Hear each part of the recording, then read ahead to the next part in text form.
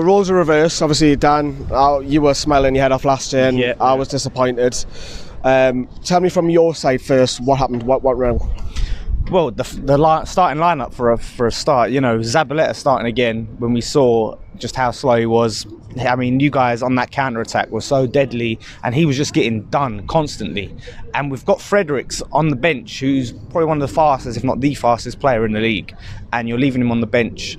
Obviously, Lanzini ended up coming on a bit later. Things changed. Once he started to make the subs, later on things started to get changed, but it's the starting lineup. How can you start the same starting lineup that struggled against Sheffield United?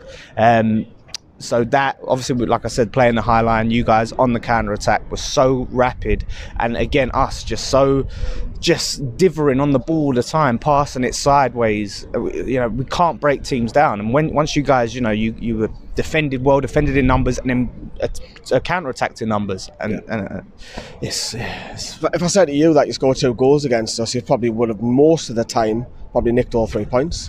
Yeah, I mean, this is the thing. What I said in the preview I done for you guys. You guys haven't scored more than 1 goal all season in a game, and you can enter West Ham, come and score 3.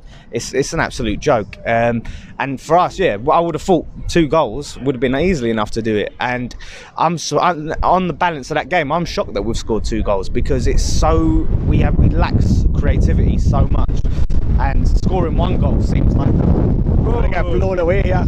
Yeah, scoring just 1 goal seems like a marathon, a mammoth task for us. So to score 2, 2 and 2 for Snodgrass, but still, it's not good enough. It's really not good enough. Did you think you were going to get that equaliser? Because we were like, oh god. It did, but once, obviously there's those moments where players, long out some injuries, fall down, get the cramps and things like that. And then the substitutions happen, and it just breaks your momentum. And once the momentum starts to break up with that, and the game starts to slow back down again. Yeah, I knew it weren't going to happen, and it just didn't seem like our day. What do you make, coming on our side, what do you make of St. Maximin? Because he's getting a lot of plaudits with us for pundits and fans. Almiron, he isn't scoring, but at least he's got the movement. What do you make of those two? Can they help us in the season? Well, yeah, I mean, like I said, I think, especially if you guys played the way you guys that played against teams that will play higher up the pitch and things like that counter-attack was just unbelievable. And with those players that, like I said, so rapid, you guys will pick up points. And we've got to talk about West Ham fan John Joe Shelvey. That free kick, mate. The goalkeeper should have done better. He should have. His positioning we picked on Roberto in our preview quite a bit, and you can see why. Yeah, I mean, to be fair, he kept us in it in the first half with some, got 2 one-on-one saves. But yeah, his positioning should have been better. But still, you've got to give some credit to Shelvey for, he went for it from that distance on target in the top corner, near enough. And good on him. Didn't hold back, did he, with a celebration with it being a West Ham boy? Yeah. I mean, he's a professional. He's done the job for his club, scored a massive, brilliant free kick. So fair play to him. And then obviously we had Andy Carroll. Nice reception like that. Yeah, everyone clapped him, fair play. Even though he had the injuries, we've got some good memories of him.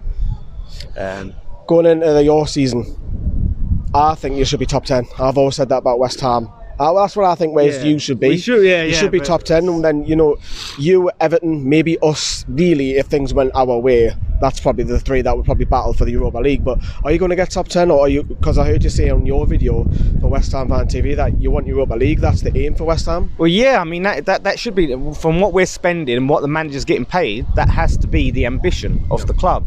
Now, obviously, look, there's still a lot of games to play, but we need some serious changes to happen. He needs an answer, and I don't know whether he has the answer and the solution to what we're going through right now. No winning 6 games, including the Carabao Cup. So yeah, if Antonio can come back and make a difference, then maybe. But we're a long way from January. I'm hearing we want to make some signings, but yeah, top 10 is looking like that European spot is falling further and further out of our reach. So top 10 has to be the aim, I guess. Final question, I ask you this all the time. Will Newcastle going to stay up? Yeah, I think you'll stay up.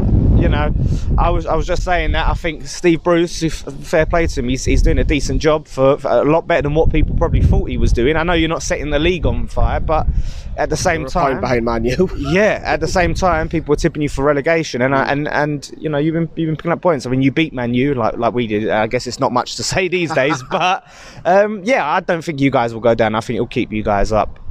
And then who knows what's next for you guys after that, whether you keep Steve Bruce or what, you know. But yeah, best of luck. Thank you very much for coming on. Safe trip home. Fair play to you lads making the big trip. You know, I've done it now and you're working. We'll catch Dan on West Ham Fan TV. I'm getting put up by the police campus. Thanks very much, everyone. Bye-bye.